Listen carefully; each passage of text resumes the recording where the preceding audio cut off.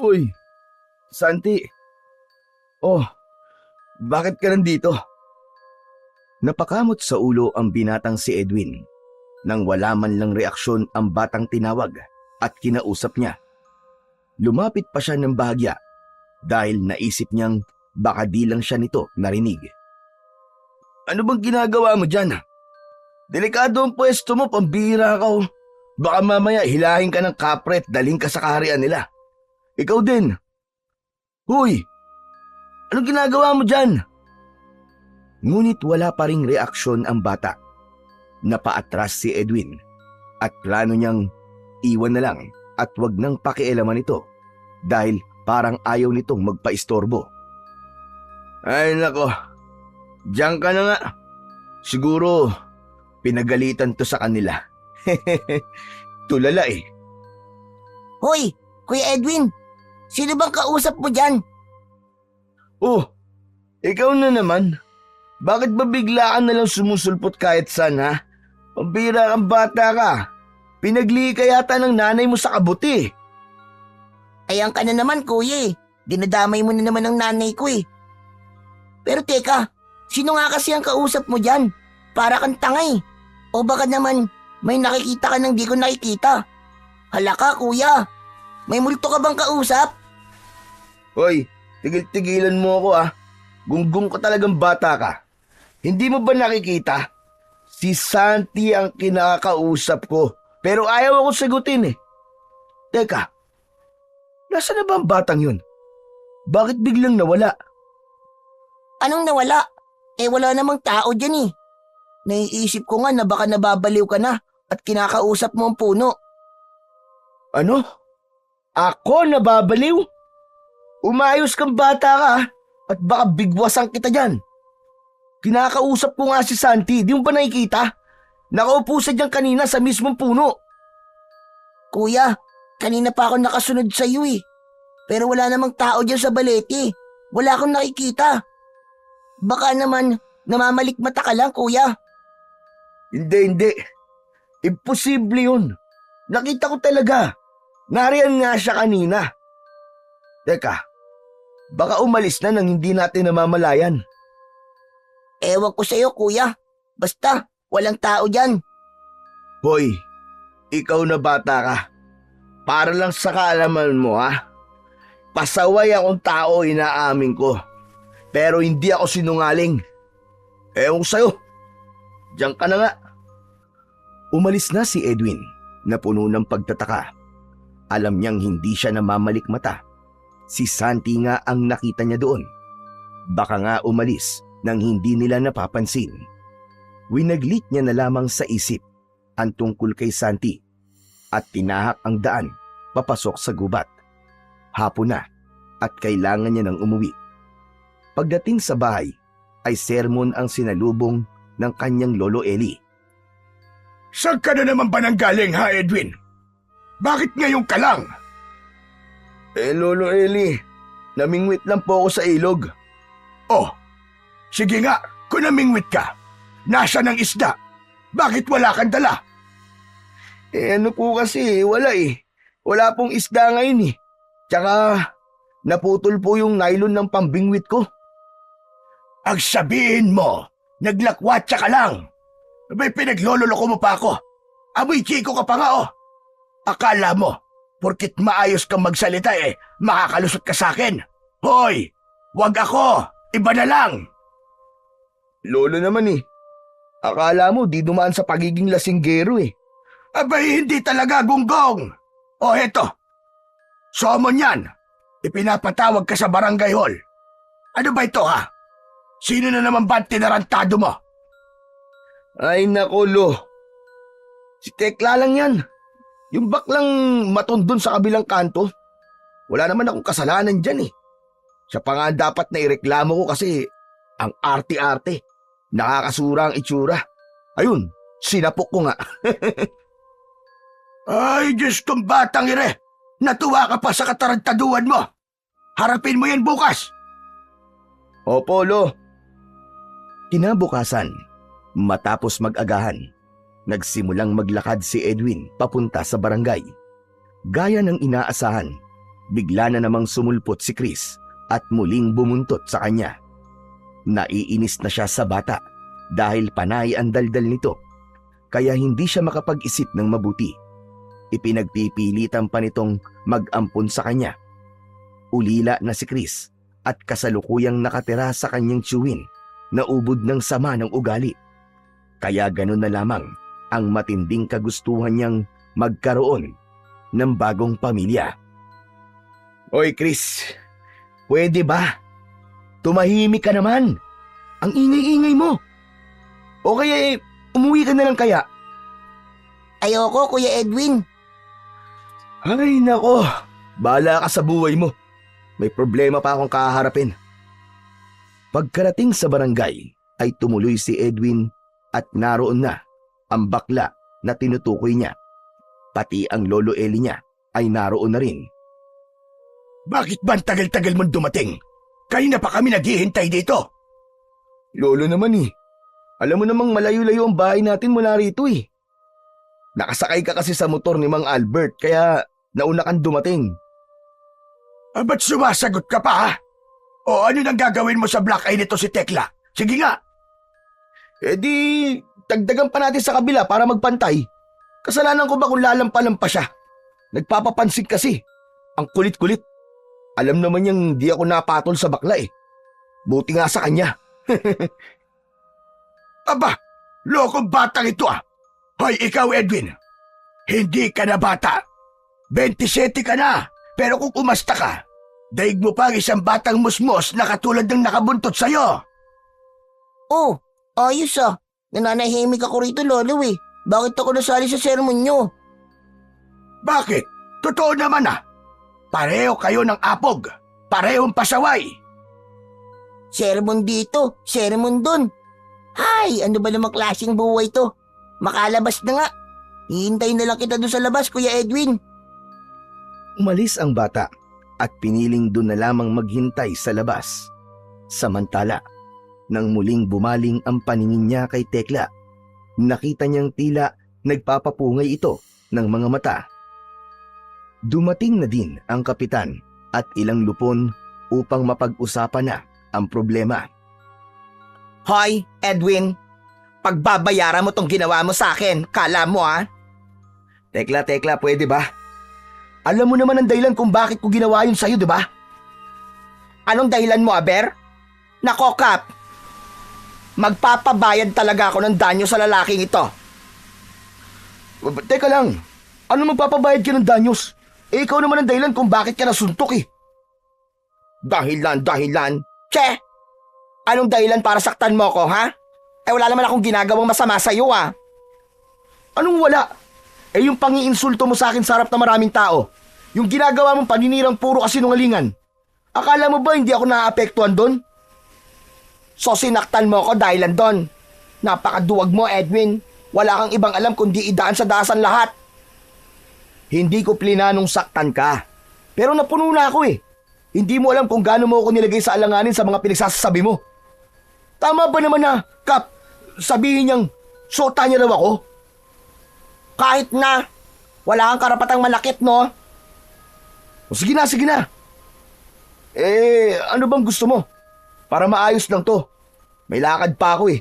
Hinihintay pa ako ng mga tropa ko. Kita mo? Ikaw pa to nagmamadali, ikaw na nga to may kasalanan.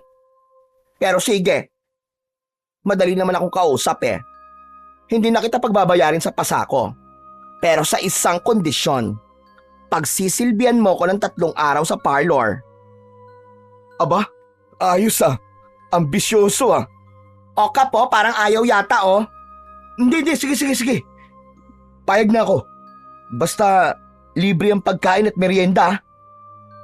Ibig sabihin pumapayag ka na? O sige, ayos lang na libre ang pagkain. Ipaghahanda pa kita ng masasarap na pagkain. O sige na. O ano, ayos na tayo ah. Ngayon, pwede na ba akong umalis? Basta bukas ha, pumunta ka sa parlor ko ha? Oo na, huwag ka na magsalita. Nakakarindi ang boses mo eh. Bye, Papa Edwin. Che! Madaling natapos ang paghaharap nila na puro sang-ayon ang ginawa ni Edwin para hindi na humaba pa ang usapan. Alam naman niya na may pagnanasa sa kanya ang baklang si Tekla, kaya sinasakyan niya ito sa gustong mangyari.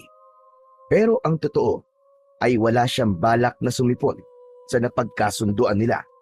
Mas pipiliin niyang mamundok kaysa makasama ang baklang yun.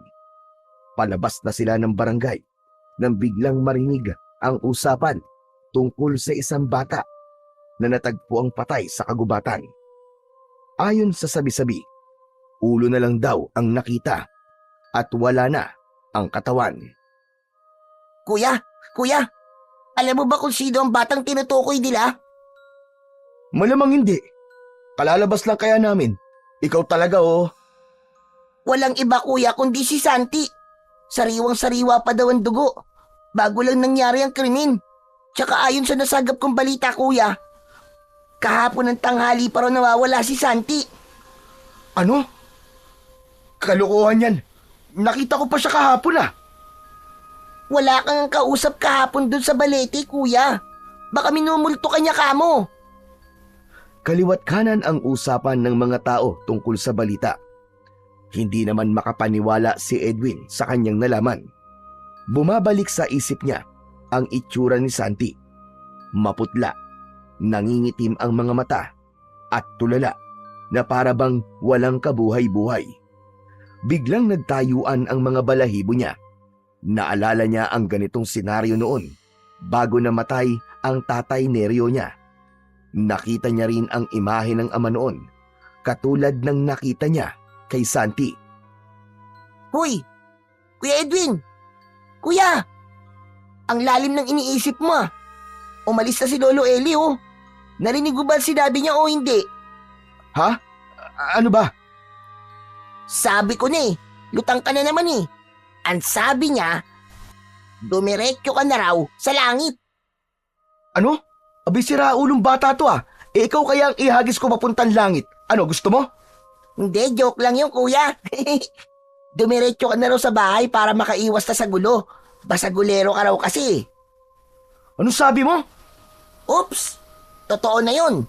Talagang sinabi ni Lolo Eli na basagulero ka. At talagang inulit mo pa ha? Lumayas ka nga. Kutongan kita dyan eh. O paano, Papa Edwin? Pumunta ka sa parlor bukas ha? Hihintayin kita, babu. Grabe, Kuya Edwin. Ang lakas ng tama sa'yo ng baklang yun. Pakialam ko sa kanya. Bahala siya maghintay. Mamumuti ang mata niya. O kuya, saan ka pupunta? Wala ka ng pakialam. Diyan ka lang at huwag mo akong susundan ha, kung ayaw mong itali kita sa puno ng balete. Pauwi na si Edwin nang madaanan niya ang kumpulan ng mga tao at may patrol car ng mga pulis ang nakaparada sa gilid. Nakiisyoso siya at nakita niya ang 3 binata na nakaluhod sa lupa habang nakaposas ang mga kamay sa likod. Ayon sa mga pulis ay nahuli ang mga ito na gumagamit ng ipinagbabawal na gamot, pero mariin na tinatanggi ng mga binata ang akusasyon ng mga pulis. Nag-iinuman lang daw sila habang nagsisigarilyo, ngunit matibay ang ebidensya na nakuha sa kanila dahil 3 pakete ng hinihinalang bawal na gamot ang nakita sa kani-kanilang mga bulsa, kaya walang nagawa ang mga ito nang isakay sa patrol car. Maraming mga tao ang humanga sa kapulisan dahil sa sunod-sunod na pagkakahuli sa mga drug addict. Maging ang mga kawatan at iba pang uri ng krimen ay hindi nakaligtas. Hala, grabe. Kawawa naman sila. Parang hindi naman nagsisinungaling eh. Putragis ka talagang bata ka. Kailan mo ba ako tatantanan sa panggugulat mo ha? Iban sabi ko, wag mo na akong susundan. Ang kulit mo talaga. Titigilan lang kita, Kuya Edwin, kapag inampon mo na ako. Mambihira talagang bata to. Oh. Ang kulit mo. Ngayon lang ako nakakilala ng isang katulad mo. Sobra sa kakulitan. Pareho lang naman tayo, Kuya eh. Kaya ampunin mo na ako. Sige na. Please. Alam mo, ikaw na bata ka, ang sarap mong ibalik sa sinapupunan ng nanay mo. Kuya, si Tekla oh, parang hinahanap ka. Ha? Ano? Teka, tara! Magtago tayo! Kumaripas ng takbo si Edwin at tatawa-tawa naman na sumusunod si Chris dahil sa pananakot niya sa binata. Huminto lang sila sa pagtakbo pagkarating sa kabilang kanto. Hinihingal at pinagpapawisan. Hindi pa man sila nakabawi ng hininga ay nakita nila ang isang babae na pilit hinihila ng dalawang lalaki. Bitiwan niyo ako! Ano ba? Hindi ako sasama sa inyo! Bitiwan niyo ako! Bitiwan niyo ako! Hoy! Ano yan ha? Mga kidnapper ba kayo? Bitiwan niyo ang babaeng yan! Tulong! Tulungan mo ako! Uy, Edwin, tignan mo! May hinilang kutsilyo yung lalaki, oh! Aba, naglabas ka pa ng matalas ha? Gusto mo yatang matikman tong kamao ko eh. Sige, lapit! Sabay-sabay na sumugod ang dalawang lalaki at sinaksak si Edwin. Ganun na lamang ang panlalaki ng mga mata ng dalawa na hindi tinablan ang katawan ni Edwin. Maski galos ay wala. Hinawakan ni Edwin ang kanilang buhok at pinag-umpog ang mga ulo. Napahiyaw sa sakit ang dalawang lalaki at nagmamadaling tumakbo palayo. Nagmistulang mga tuta na pinalo ng may-ari. Miss, ayos ka lang ba? Oo, maraming salamat. O sige, dyan na kayo. Hinawakan ni Edwin ang babae, ngunit agad siyang tinabig nito. Napatulala siya sa inasta nito bago biglang tumalikod at umalis. Gusto pa sana niyang tanungin ang pangalan nito, pero mabilis itong tumakbo palayo. Ni hindi man lang niya napagmasdan ng maayos ang muka ng babae. Anak ng... Yun lang yun? Ganun na lang yun? Pambihira. Ang weirdo naman ng babaeng yun. Hoy, ikaw na bata ka ha? Bakit nakaawang yung bibig mo ha? Itikom mo nga yan. Baka pasukan pa yan ng bubuyog eh. Kuya Edwin, hindi ka ba nasaktan? Sinaksak ka. Hindi naman. Bakit naman ako masasaktan? Kuya, di ba sinaksak ka nga nila? Pero parang wala naman sa'yo. Ano? Oo nga no. Sinaksak nila ako kanina. Pero wala akong tama. Wala akong sugat. Teka kuya, tignan nga natin yung tiyan mo. Wow, wala nga talaga kuya. Pero napulit ang damit mo. Sayang, mukhang bago pa naman oh. Sinaksak ba talaga nila ako? Parang hindi naman eh. Kuya, kitang-kita ko. Sinaksak ka talaga. Pero himala kuya. Teka, sabihin mo nga sa akin, meron ka bang agimat? Ano? Agimat? Oo, agimat. O kaya anting-anting. Katulad dun sa palabas sa TV. Naalala bigla ni Edwin ang bagay na binigay ng tatay niya bago ito namatay. Nilagay lang ito sa kahon matapos ilibing ang tatay niya noon. At kahapon niya lang naisipang kunin at isuot. Totoo nga ang sabi ng tatay niya na kaya siyang protektahan ito laban sa anumang panganib na kakaharapin. Nilabas niya mula sa ilalim ng kanyang damit ang agimat na yon. Yari ito sa isang mahabang pangil ng oso. Kakaiba sa lahat ng kulay. Karaniwang kulay ay puti, ngunit ang isang ito ay itim na may halong pula at kayumanggi. Ito nagbigay ng proteksyon sa akin. Kuya Edwin, ang astig naman yan. Pwede bang pahiram ako kuya? In your dreams. Galing pa to sa Amerika no? Baka hindi mo alam. Ano? Nakapunta ka na ng Amerika, Kuya Edwin? Galing sa Amerikano, loko. Regalo niya to sa tatay ko nung kabataan daw nila. Yung Amerikano, para bang albularyo din sa ibang bansa? Ayos pala kung ganun. Ang galing naman yan. Sana, balang araw, magkaroon din ako niyang katulad ng sayo. Sobrang saya ni Edwin nang matuklasan niya ang kakayahan ng hawak niyang anting-anting dahil sa tiwala niyang may proteksyon siya gamit ang bagay na yon. Madali na lamang para sa kanya ang makisawsaw sa gulo. Lalo siyang naging arogante at nagsiga-sigaan siya sa kanilang lugar. Isang araw, nagpunta siya sa sabungan. Nang maramdaman niyang naiihi siya, pumunta siya sa likuran ng isang puno ng nyog. Habang abad siya sa pagputi, bigla na lang sumumpot ang isa niyang kaibigan. Kaya napilitan siya pulito. Nagkandara pa siyang isara ang zipper ng pantalo niya. Halatang nagulat at nahihiya sa hindi inaasahang pangyayari. Oh, huy! Bakit bigla-bigla ka na lang sumusulpot dyan? Sa harapan ko pa talaga mismo Namboboso ka eh. Nagtaka si Edwin kung bakit hindi ito gumagalaw at katulad ni Santi, tulala ito at maputla. Huy, Peter! Peter, huy! Magsalita ka naman! Abay, tulala ka! Uy, Kuya Edwin, sino na naman ang kausap mo dyan? Nagsasalita ka nyo naman mag-isa. Halos napatalon sa gulat si Edwin sa pagsulpot na naman ni Chris at nang lingunin niya si Peter ay wala na ito. Si Peter!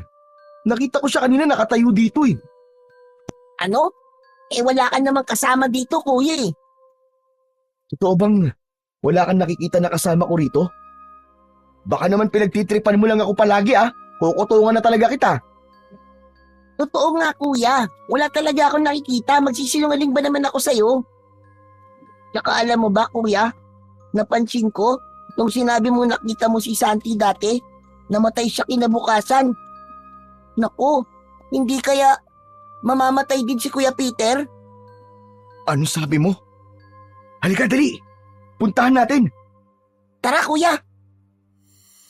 Mabilis silang tumakbo patungo sa kumpulan ng mga tao sa sabungan upang hanapin si Peter. Kanina lang ay nakita nila ito. Ngunit ayon sa mga nakakakilala sa kanya, umuwi na raw ito kasama ang barkada. Hindi naman kalayuan ang bahay ni Peter mula sa sabungan, kaya't nagmadali silang tumakbo papunta roon. Pagdating nila sa tapat ng bahay ng kaibigan, saktong nagkakagulo ang mga tao. Dinakip ng mga pulis si Peter at sinabing isa ito sa gumagamit ng ipinagbabawal na gamot. Umiiyak itong humihingi ng tulong. Mariing itinatanggi ang paratang. Kilala rin ni Edwin si Peter at alam niyang hindi ito gumagamit ng droga.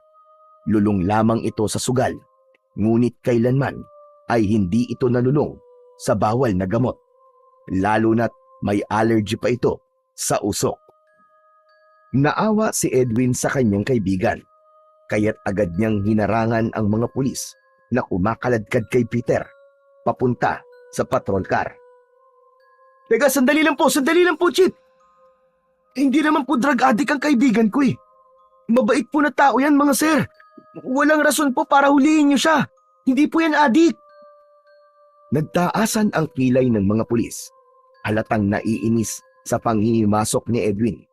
Isa sa kanila, ang pinaka-arogante sa grupo, ang lumapit at itinulak siya upang paatrasin.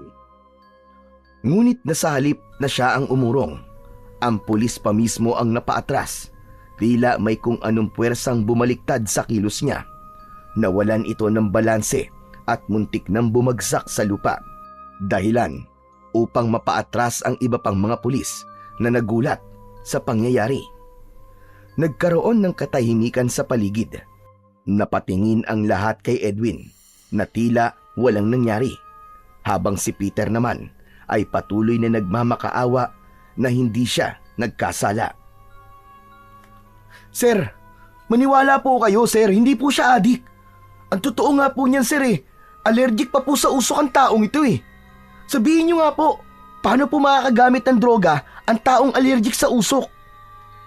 Nagkatinginan ang mga pulis sa isa't isa matapos marinig ang pahayag na yon ni Edwin. Ngunit iginiit pa rin nila na may nakuwang isang pakete na hinihinalang droga sa bulsa ni Peter. Magpapatuloy na sana ang mga pulis sa pagkaladkad kay Peter. Ngunit mabilis na sinunggaban ni Edwin ang kamay ng isa sa kanila at marahas na tinanggal ang pagkakahawak nito sa kaibigan niya. Hinila niya si Peter papunta sa likuran niya. Waring iniingatan nito mula sa mga pulis. Mga sir, pasensya na po kayo. Pero hindi niyo po siya basta-basta maisasama. Alam ko may nangyayaring mali rito. Nagpanting ang tenga ng mga pulis sa panggugulo ni Edwin. Isa sa kanila ang muling lumapit. Handang itulak siya palayo, ngunit tila may kung anong puwersa ulit ang nagpaatras dito, tulad ng naunang nangyari. Napatingin lahat ulit kay Edwin. May halong pagtataka at takot sa nangyayari. Pasensya na po ulit mga sir. Pero kung gusto niyo pang patunayan na totoo ang paratang niyo sa kaibigan ko, magsagawa po kayo ng drug test dito mismo sa harapan namin. At kung mapapatunayan po ang akusasyon, maaari niyo rin po akong ikulong kasama niya. Kuya, wala naman sa usapan na magpapakulong ka rin ah. Paano na ako kung makukulong ka? Shh! Manahimik ka nga. Diskarte ko to. Huwag kang maingay. Doon ka na nga muna. Nag-usap ng pabulong ang isa sa mga pulis at ang kanilang lider. Ilang saglit lang, lumapit ang lider sa kanila at huminga ng malalim bago nagsalita. Agad nilang tinanggal ang posas ni Peter at isa-isang umatras ang mga pulis. Sa huli, umalis na lamang sila nang hindi na lumingon pa. Habol ang hininga ni Peter. Kitang-kita sa mukha niya ang matinding takot sa muntikang pagkakadakip. Agad siyang lumapit kay Edwin at mahigpit na niyakap ito. Nagpasalamat ang kaibigan sa kanya. Hoy ikaw Peter, sabihin mo nga sa akin ang totoo. Sigurado ka bang hindi ka nagdadala ng kung ano-ano dyan sa bulsa mo o kaya ng asin? Eh bakit sabi nila nakuha yun sa bulsa mo? Umiling si Peter. Nanlamig ang pakiramdam ni Edwin. May kakaiba sa nangyari. Isang bagay na hindi niya maipaliwanag. Napaisip siya bigla sa serye ng mga pagdakip na naganap kamakailan lamang. Nang di maisip ang sagot, unti-unti nang umalis ang binata at tumambay sa ibang lugar. Napaisip ako bigla. Totoo kaya na mga hinuhuli nila ay drug user talaga? Paano kung hindi? Paano kung gaya ni Peter ay biktima din sila ng akusasyon na hindi naman totoo? Kuya, nagsasalita ka na naman mag-isa. Alam mo ikaw Chris, konti na lang talaga at mababatukan na kita. Pwede ba? Huwag mo akong ginugulat. Pwede ka namang humarap muna sa akin bago ka magsalita eh. Kakainis ka na talaga. Pasensya ka na kuya. Oo na, hindi na kita gugulatin ulit. Isang beses na lang. Oh, kita mo na yan? Eh kung ihampas ko kaya sa itong pamalo na to, gusto mo? Ay wag naman, masakit yan eh. Ay kuya, may pinapasabi lang si Kuya Peter sa'yo. Magpapainom daw siya. Pagkarinig sa alak, mabilis na pumunta si Edwin kina Peter. Masaya sila habang umiinom. Halos paggabi na nga sila nang matapos. Umuwi na ang binata at tulad ng inaasahan, sermon na naman ang inabot niya sa kanyang lolo. Oh, saan ka na naman ang galing magaling na lalaki? At ano na naman itong narinig ko na nakisawsaw ka na naman daw sa gulo ng may gulo? Eh Lolo Eli, hindi naman ako nakisawsaw eh. Tinulungan ko lang po si Peter. Abay, akalain yung mapagkamalan ng mga adik tapos huhulihin. Eh alam naman po natin na hindi totoo yun eh. Hindi po adik si Peter. May punto ka sa sinabi mong yan, Edwin. Pero sa susunod, huwag mo na ulit gagawin yon. Baka ikaw ang pag-initan ng mga pulis. Lo, alam ko yun. Pero ginawa ko lang po ang alam ko na tama. Totoo naman eh. Hindi user ng drug ang kaibigan ko si Peter. Kaya imposible po ang pinaparatang sa kanya. Tsaka di ba alam nyo na allergic sa usok yun? Pambihirang mga pulis to. Sino pang maniniwala sa kanila kung ganun sila karumi magtrabaho para lang may madakip? Napapaisip na nga rin po ako eh. Kung totoo bang mga drug addict yung mga nadakip nila ng mga nakaraan. Paano kung hindi? Kaya totoo o hindi, tigilan mo na to, Edwin. Ayoko mapahamak ka. Hinding-hindi mangyayari yun, Lolo. May panangga ako laban sa mga masasama. Hindi nila ako kayang saktan. Dahil may anting-anting ako. Pinagmayabang mo pa. Pasalamat ka at meron ka niyan. Pero teka, kailan mo pa naisipan na gamitin yan? Nung kaarawan po ni tatay, naalala ko po siya kaya kinuha ko po to sa kahon na pinagtaguan niya. Alam mo na ba paano gamitin ang bagay na yan? Ang alam ko lang po ay pinoproteksyonan po ako nito. Alam mo, Edwin, hindi lang yan basta pamproteksyon lang. Marami kang magagawa sa tulong ng bagay na yan. At yun ay kung desidido kang pag-aralan kung ano ang mga yon. Ano, Lolo Eli? Talaga po ba? Abay kung ganun, kailangan ko pong pag-aralan kung ano-ano ang mga yon. Pero teka, lumaiba ako. Naalala niyo po ba yung araw bago po mamatay si tatay? Di ba, sinabi ko nakita ko siya nung nasa bundok tayo? Oo, may kakayahan kang makakita ng espiritu ng taong malapit ng mamatay. Ganon din ang nangyari sa tatay mo. Kinabukasan ay naabutan natin siya naghihingalo. Bakit? Bakit mo na itanong ang tungkol doon? Bago po kasi yung araw na nagharap kami ni Tekla sa barangay. Nakita ko po yung espiritu ni Santi. Kinabukasan po namatay siya. Ganon din po kay Peter. Kaya po nagmamadali akong pumunta sa bahay nila kasi alam ko na po ang susunod na mangyayari. Isa lang ang ibig sabihin niyan, Edwin Iho. Nagsimula na namang maghasik ng lagim ang mga aswang dito sa lugar natin. Oh? Ano, Lolo Eli? Aswang? Sigurado po ba kayo? Hindi ito ang unang beses na nangyari ito sa baryong to, Edwin. Nung kabataan ko, may isang taong may kakayahan din na katulad mo. Nakikita niya ang espiritu ng malapit ng mamatay.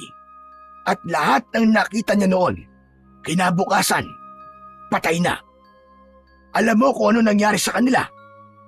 Hindi sila basta namatay dahil sa sakit o isang aksidente. Natagpuan sila na gutay-gutay. Parang kinatay ng mabangis na hayop. Lolo Eli, baka naman nagkataon lang ang mga pangyayari niyan. Ang dami-dami pong pwedeng maging dahilan ng pagkamatay ng mga tao. Maniwala ka sa akin, Apo. Ang mga nakikita mo, ang mga kaluluwang nakikita mo, ay maaaring naging biktima nila o magiging biktima pa lamang.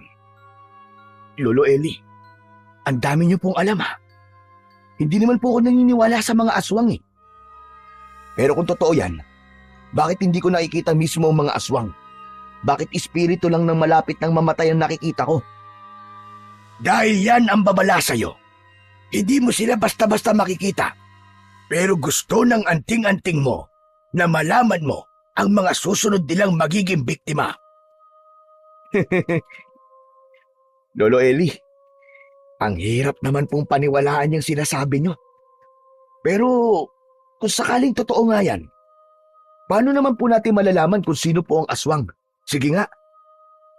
Magmasid ka, Edwin. Talasan mo ang iyong pandama. Ang aswang ay marunong magtago at magpanggap. Mapanlin lang sila. Sandali, Lolo Eli.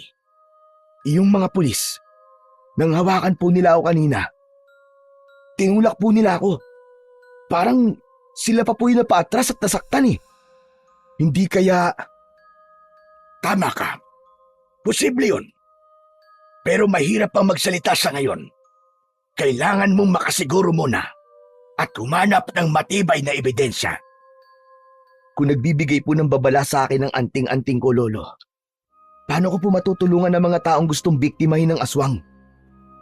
Gusto mo ba talagang magligtas ng mga tao, Apo? Opo, Lolo. Gusto ko rin po makaganti sa mga aswang na yun sa ginawa nilang pagpatay kay Tatay Neryo ko. Kung ganon, kailangan mong sanayin ang iyong sarili at kung paano gamitin ng maayos ang anting-anting na yan. Napapanahon na, Apo, para sundan mo ang yapak ng iyong mga magulang. Isang malaking kahihiyan Kung ikaw ay mananatiling ganyan habang ang mga magulang mo ay may kanya-kanyang legasiya nung kapanahunan nila. Kuya Edwin, ano ba ang mga magulang nyo? Anak ng... Bakit ka na naman nandito? Umalis ka na. Baka mamaya, ikaw pa maging hapunan ng aswang dito eh. Kuya naman eh, ang sungit mo talaga. Alam mo, Chris, ang nanay niya ay isang bantog na albularya at ang tatay naman niya ay isang dakilang antingero. Kilala silang mga bayani sa pakikipaglaban sa mga aswang sa bundok kung saan kami nakatira noon. Wow! Ang galing naman! Pero si Kuya Edwin, puro pagpapasaway lang ang alam niya. Hoy, manahimik ka.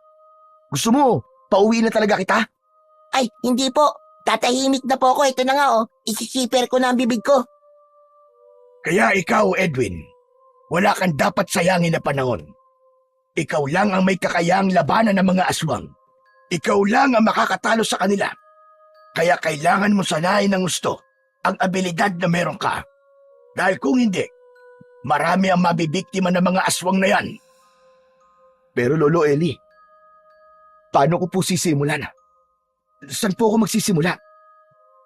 Unahin mo ang pagsasanay sa taglay mong lakas. Kailangan matibay ang pundasyon ng iyong katawan. Halika, sumunod ka sa akin sa likuran ng bahay. Nagpunta sila sa likod ng bahay, kung saan may malalaking troso, bato at isang sako ng buhangin na nakabitin sa puno ng mangga. Unang ipinabuhat ni Mang Eli kay Edwin ang 3 troso. Walang kahirap-hirap na itinaas yun ni Edwin at ibinalibag sa lupa. Sumunod naman ay isang bato na may timbang na halos 100 kilo. Parang balde lang yun ng tubig nang binuhat ni Edwin at ilipat niya ito sa tabi ng puno ng mangga. Ang huling pagsubok ay ang pagsuntok sa sako ng buhangin. Sa isang malakas na suntok, tumalbog ang sako at agad itong nabutas, dahilan upang kumalat ang buhangin sa buong paligid. Magaling! Walang duda. Kaya mo ang harapin ng mga aswang at durugin sila kapag nagkaharap-harap na kayo. Wow! Grabe ka, Kuya Lodi! Tao ka pa ba? Ano ako sa tingin mo, multo? Eh di, Darak! Ikaw ba yan? Tigil-tigilan mo na ako, Chris ha! Naaasar na ako sa'yo! Kumuha ng panggatong si Mang Eli at lumapit kay Edwin. Hinampas niya ito sa bandang puwet at napasigaw sa sakit ang binata. Aray! Lo! Aray ko, aray ko! Ang sakit naman, Lo! Bakit niyo po ako pinalo? Sinasabi ko na nga ba, mahina ka sa bagay na ito. Hindi sa lahat ng pagkakataon ay makukuha mo sa lakas ang pakikipaglaban, Edwin. Kailangan mo ring maging maingat at mapagmatsyag dahil isa ito sa kahinaan mo. Maaari kang masaktan kung hindi ka alisto. Tulad ng ginawa ko ngayon. Huwag kang maging kampante sa mga taong nasa paligid mo. Yan ang iyong pakatatandaan. Ibig sabihin po, Lolo Eli, kaya akong patumbayin ng mga simpleng bagay, maliban sa harap-harapang pakikipaglaban ko? Nakuha mo. Mabuti't gumagana pala ang utak mo kahit minsan. Pero maliban dyan, kailangan nating malaman kung may iba ka pang kahinaan. Sa ngayon, pakiingatan mo mabuti ang anting-anting na yan at wag na wag mong iwawala. Burara ka pa naman. Si Lolo talaga oh, naisingit niyo pa yun. Pero wag po kayong mag-alala, Lo. Iingatan ko po ito ng mabuti. Pero Lolo, may tanong po ako. Anong klase po ng mga aswang ang pumapatay po dito sa lugar natin? Hindi ko pa alam sa ngayon, Chris. Pero kung pagbabasihan yung mga nangyari noon, sila ay ang mga aswang na abwak. Ano po? Abwak? Isang aswang na may anyong taong bayawak. Hala, taong bayawak. Nakakatakot naman yun. Kaya ikaw na bata ka, huwag kang umaalis sa gabi kung ayaw mong maging barbecue. Opo, Lolo. Ayoko po maging pulutan ng mga aswang. Lumipas ang mga araw. Patuloy na ginagamit ni Edwin ang kanyang kakayahan upang mailigtas ang kanyang mga kababayan sa tiyak na kapahamakan. Sa tuwing nakakakita siya ng espiritu ng isang taong malapit ng mamatay, agad siyang kumikilos upang pigilan ang trahedya na maaaring mangyari. Dahil sa kanyang paniniwala na may anomalya sa loob ng presinto, hindi siya nag-atubiling harangin ang mga pulis sa kanilang panguhuli. Galit na galit ang kapulisan sa ginagawang yun ni Edwin. Hindi nila matanggap na may isang taong humahadlang sa kanila, lalo na't hindi nila ito kayang sagupain dahil sa makapangyarihang proteksyon mula sa kanyang anting-anting. Alam nilang hindi siya basta-basta matitinag, kaya't pansamantala silang tumigil sa operasyon upang mag-isip ng paraan kung paano siya pababagsakin. Samantala, lubusang pinaninindigan ni Edwin ang pagiging isang antingero. Ipinangako niya sa kanyang sarili na susundan niya ang yapak ng kanyang ama bilang isang tagapagtanggol ng sanlibutan at tagapuksa ng mga aswang. Alam niyang malaki ang responsibilidad na yon na nakaatang sa kanyang balikat, ngunit handa siyang harapin yon. Isang gabi, habang pauwi si Edwin mula sa isang gawain, may 3 anino ang lumitaw mula sa madilim na eskinita at humarang sa kanyang daraanan. Hindi siya natinag. Sa halip, hinarap niya ang mga ito nang walang takot na nararamdaman. Sa isang kisap mata, nagbago ang kanilang mga anyo. Ang kanilang balat ay pumusyaw at naging makunat. Ang kanilang mga mata naman ay namula at ang kanilang mga kuko ay humaba na parang matutulis na patalim. Anak ng putya! Mga aswang to ah! Hindi na siya nagulat. Alam niyang sinusubukan siyang pabagsakin ng mga ito. Sumugod ang isa sa halimaw. Umiwas si Edwin at sa isang malakas na suntok sa tagiliran, tumilapon ang halimaw at nawalan ito ng malay. Agad nilang kinuha ang kasama nila at mabilis silang tumakas. O ano? Wala pala kayo eh! Akala nyo maiisahan nyo ako ah! Mga duwag! Mga bahagang buntot! Makauwi na nga lang. Kinabukasan, isang mainhin at malamig na boses ang narinig nila sa labas ng bahay. Agad naman na lumabas si Edwin dahil pamilyar sa kanya ang boses na yon. Tao po! Tao po! Miss, bakit? Anong kailangan mo? Dito po ba ang bahay ni Mang Eli? Dito nga. Sandali lang ha. Lo, may naghahanap po sa inyo. Yung utang nyo raw po na 5,000. Kailangan nyo na raw pong bayaran. Hoy! Anong utang ang sinasabi mo? Sino ba yan? Wala akong utang na kahit kanino. Lo, sinisingil ka eh. Aba't sandali lang. Sino ba yung lintik na taong yan? Aba, si Lina. Ay iya, ano bang ginagawa mo dito? Magandang araw po, Mang Eli. Ay magandang araw din naman. Pagpasensyahan mo na tong apo ko ha. Ganyan lang talaga yan eh. Halika, pasok ka. Ano pala ang kailangan mo sa akin? Bibili lang naman po ako ng uling. Oo, marami pa akong uling. Ilang supot ba ang bibilhin mo? Isang sako po sana. Aba, ayos. Buena mano sa umaga. Magkano po ba ang isang sako? Ay 350 lang para sa'yo. Dahil ikaw ang una kong customer ngayong umaga. Ibibigay ko na lang sa'yo ng 300. Talaga po? Maraming salamat po kung ganun. Walang anuman. O, ikaw naman Edwin. Anong tinutunga-tunga mo dyan?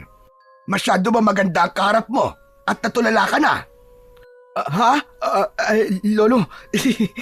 Si Lolo naman panira ka ng moment eh.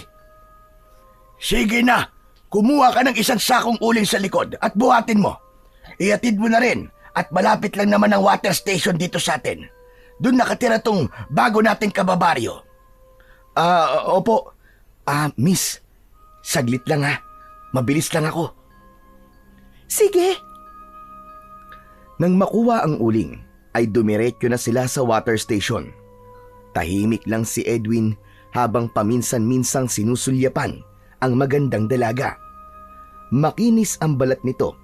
May mahaba at magandang buhok. Nabighani siya sa gandang taglay nito na parabang artistahin ang muka. Miss, matagal na ba kayong nakatira dito? Ngayon lang kasi kita nakita eh. Mga 3 buwan na rin. Bihira lang kasi ako lumabas ng bahay. Nahihiya kasi ako sa mga tao. Lalo't karamihan na nakikita ko sa labas ay mga lalaki. Ganun ba? Tama rin naman. Mas maigi ng maging maingat. Oo, lalo na nung nakaraang mga araw na muntik na akong tinangay ng 2 lalaki. Buti na lang, niligtas ako ng lalaki na dumaan. Alam ko na. So ikaw yung babaeng tinulungan ko. Kaya pala parang pamilyar ka sa akin eh. Sabi ko na eh. Parang nagkita na tayo eh. Talaga ba? Ikaw pala yun? Naku, pasensya ka na. Di ako nakapagpasalamat ng maayos sa'yo dahil nagmamadali akong umalis. Natakot kasi ako nun eh. Wala yun, ayos lang. Ang mahalaga naman sa akin eh, ligtas ka. Aanin mo pala tong uling. Isang sako talaga ang binili mo. Yan ba? Naisip kasi namin na magluto ng barbecue kada hapon. Pangtinda ba? Sayang kasi, marami pa naman mga tao dito. Baka mag-click gawing pangkabuhayan namin. Ganun ba? Ayos yun. May bibilan na kami palagi ng masarap na ulam. Aasahan ko yan ha. Oo ba? Gusto mo? Samahan pa kita lagi dito eh. Salamat, pero nakakahiya naman kapag ganun. Hindi, wala yun. Basta ikaw. Walang problema. O siya, salamat pala sa paghahatid sa akin ha. Walang anuman, miss. Basta ikaw. Nanginginig pa. Hoy kuya, dumadabubs ka ha? Ikaw ha? Ikaw na naman. Aatakihin ako sa yung bata kay. Selena. Si Chris nga pala. Ang batang kabuti. Hoy, anong kabuti? Hi, ate ganda. Hello, Chris. O sige, mauna na kami ha. Ingat ka. Halika na nga rito, Chris. Aray. Bye, ate ganda. Aray ko. Tara na. Ikaw talagang bata ka ha. Kotang-kota ka na sa akin. Di ba sabi ko wag na wag mo akong ginugulat? Sorry na kuya. Bitiwan mo na ang tenga ko. Aray, masakit. Masakit pala eh. Siguro naman ngayon magtatanda ka na. Oo na kuya. Last na talaga yun. Sa paglipas ng mga araw, lalong nabihag si Edwin sa angking kagandahan ni Selena. Hindi niya maiwasang hanap-hanapin ang presensya ng dalaga.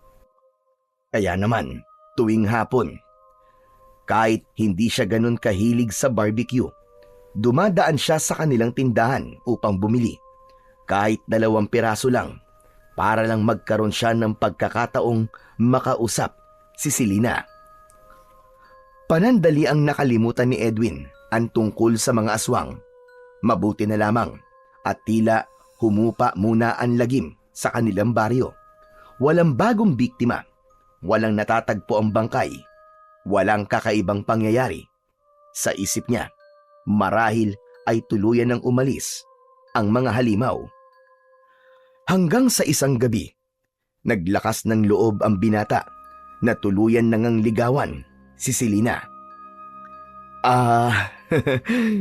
Selena, pwede ba kitang makausap sandali? Oh, Edwin! Anong ginagawa mo rito? Gabi na! Alam ko, Selena, na gabi na. Pero, ano kasi, hindi ko kasi kayang pigilan eh. Gusto ko sanang magpaalam sa'yo. Magpaalam? Saan ka ba pupunta? Hindi. Ibig ko sabihin, Gusto kong magpaalam kung kung pwede ba kitang ligawan? Ha? Totoo ba yan? Oo, Selena. Ang totoo niyan gusto talaga kita eh. Lagi akong bumibili ng barbecue kahit hindi naman talaga ako mahilig sa barbecue. Para lang makita ka at makausap. Ngayon, gusto ko maging totoo. Handa ako manligaw sa'yo. Yun ay kung papayag ka. Edwin, sandali Hindi ko inaasahan to eh. Oo, hindi naman kita pipilitin eh. Basta gusto ko lang ipaalam sa'yo na seryoso ako. Handa ako maghintay. Basta may pag-asa. Hindi kita masasagot sa ngayon. Pero sige, okay lang naman ligaw ka. Talaga? Pumapayag ka? Oo, pero ipapaalala ko lang sa'yo Mahirap akong ligawan.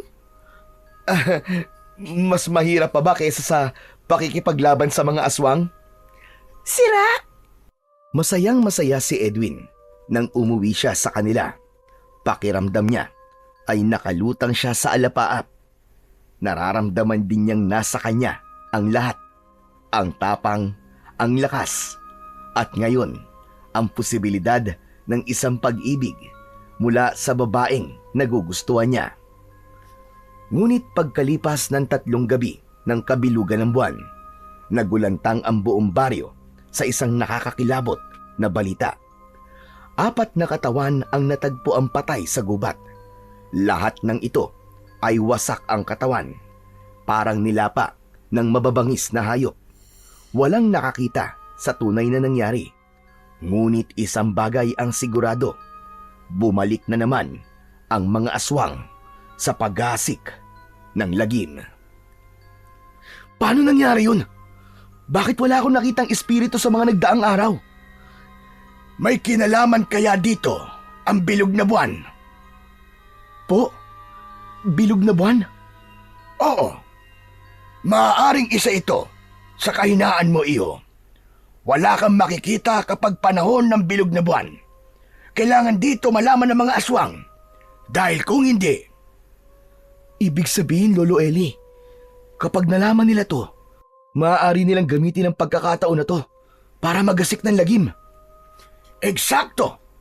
Nakuha mo, Edwin. Sa loob ng 3 gabi, naging malaya silang gumalaw dahil hindi mo sila nakita at di mo natulungan ang kanilang mga biktima. 4 ang napatay nila. Kawawa naman. Kung ganun, Lolo, dapat ako mag-ingat. Hindi pa huli ang lahat. Ngayong alam mo na ang limitasyon mo, kailangan nating humanap ng paraan para makabawi ka. Humanda talaga sa akin yung mga aswang na yan. Siya nga po pala, Lolo. Nakita niyo po ba yung batang kabuti? Hindi pa, iho. Masyado pa kasing maaga. Baka abala pa yun sa pagtulong sa tiyuhin niyang lasinggero. Oh, andito ka na pala eh. Sabi ko na nga ba't magpapakita ka na naman eh. Edwin, wala dito si Chris. Sinong kausap mo? Si Chris Polo. Ayan oh, nandyan sa harapan niyo. Natigilan ang binata nang makita niyang wala naman talaga si Chris sa harap niya. Kinabahan siya bigla. Anak ng putya, nasa panganib si Chris, Lolo. Kailangan ko siyang hanapin. Sige, magmadali ka. Mag-iingat ka, Apo. Kaagad na umalis si Edwin at nagtungo sa bahay ng tiyuhin ni Chris. Ngunit hindi niya ron natagpuan ang bata. Ayon sa lalaki, kahapon pa ito umalis at hindi na bumalik. Lalong bumigat ang pakiramdam ni Edwin. 1 buong araw nang nawawala ang bata. Pinuntahan niya ang lahat ng lugar na madalas tinatambayan nito. Ang malapit sa ilog, ang lumang kubo sa dulo ng baryo, pati na rin ang plaza kung saan mahilig maglaro ang bata. Pero wala siya roon. Huli niyang pinuntahan ang masukal na gubat kung saan madalas matagpuan ang mga bangkay ng mga biktima ng aswang. Habang naglalakad, paulit-ulit niyang tinatawag ang pangalan ng bata, ngunit Walang sumasagot. Chris! Chris! Chris, nasan ka? Chris! Napahinto siya bigla nang marinig ang isang tinig na humihingi ng saklolo mula ito sa malayo. Mabilis niyang pinakiramdaman ang paligid. Sinubukan niyang tukuyin ang eksaktong direksyon ng tinig. Nang matiyak niya kung saan ito nanggagaling, agad siyang tumakbo. Hindi alintana ang mga matutulis na sanga at ang mabababang punong kahoy na humaharang sa kanyang daraanan. Chris, nandyan na ako, sandali lang! Paparating na ako! Habang papalapit siya, mas lumilinaw ang tinig ng batang humihingi ng tulong. Ngunit may kung anong kilabot ang gumapang sa kanyang katawan. Hindi lang ito basta sigaw ng takot. May halong pagmamakaawa at mas lalong lumakas ang kutob niyang hindi lang si Chris ang nasa gubat na yon. Tulong! Tulungan niyo ako! Tulungan niyo ako! Chris! Chris, dito! Kuya, salamat na dito ka. Inahabol ako ng 2 malalaking taong bayawak. Ano? Mga taong bayawak? Nasaan? Yan po! Humarap si Edwin at nakita niya ang 2 abwak na humahabol sa bata. Ngunit nang makita siya ng mga ito, agad itong napaatras. Kita sa kanilang mga mata ang matinding takot. Agad silang nagkutkot sa lupa ng mabilis at sumuot doon. Agad naman silang sinundan ni Edwin. Mabilis na tinahak ang masukal na gubat. Ngunit kahit na anong pilit nilang abutan ang mga ito, hindi na nila nagawa dahil mabilis ang mga abwak at nakasuot pa sa ilalim ng lupa. Wisit! Nakatakas na sila! Huminto si Edwin at ang kanyang kamao ay mahigpit na nakasara. Ramdam niya ang matinding inis dahil hindi niya nagawang pigilan ang mga abwak. Wisit kayong mga abwak kayo! Paano nangyari yun? Akala ko, sa gabi lang sila lumilitaw. Kuya, salamat. Ang akala ko talaga, katapusan ko na, kuya. Natakot talaga ako. Chris, paano ka nila nakuha? Kasi kuya, nakita ko kahapon na may dinaki pa mga peking pulis. Sinundan ko sila, sakay ng bike ko. Mabagal sila nagpapatakbo ng sasakyan nila hanggang pumasok sila sa gubat. Hindi ko namalayan na nahulog na pala ako sa patibong nila. Inuwa nila ako para gamitin laban sa'yo, kuya. Nakita ko pa kung paano nila katayin ng isang tao doon. Niluto nila tapos kinain. Mga demonyo sila. Saan eksaktong lugar sa gubat yan?